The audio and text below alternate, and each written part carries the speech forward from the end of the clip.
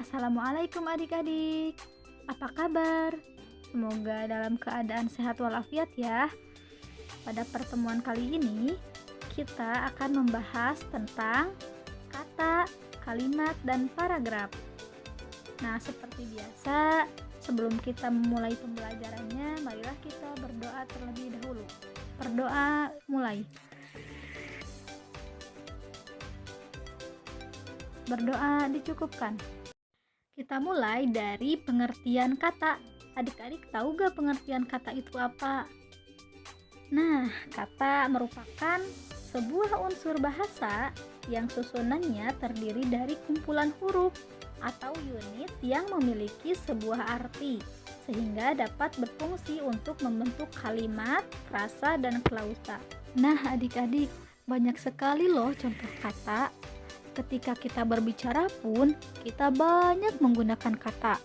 Misalnya, aku, kamu, dia, ini, itu, dan lain-lain. Selanjutnya, pengertian kalimat. Kalimat adalah gabungan beberapa kata yang sedikitnya mengandung subjek dan predikat. Ciri-ciri kalimat yang pertama, terbentuk dari gabungan kata, frasa atau klausa. Kedua, diawali dengan huruf kapital. Ketiga, memiliki tanda baca dan intonasi akhir. Nomor 4, sedikitnya mengandung subjek dan predikat.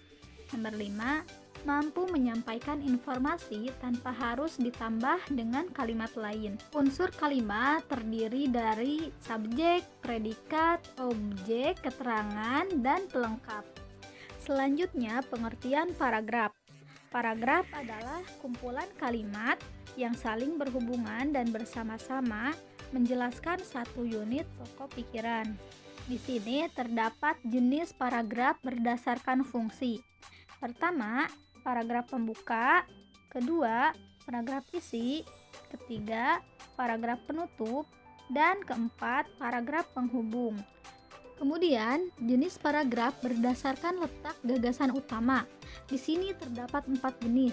Yang pertama, deduktif, gagasan utamanya berada di awal paragraf. Lalu induktif, gagasan utamanya berada di akhir paragraf.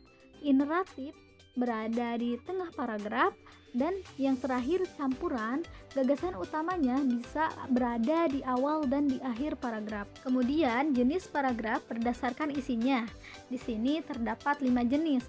Yang pertama, paragraf eksposisi yang bertujuan untuk memberikan penjelasan. Yang kedua, paragraf deskripsi. Isinya menggambarkan sesuatu. Yang ketiga, paragraf persuasi.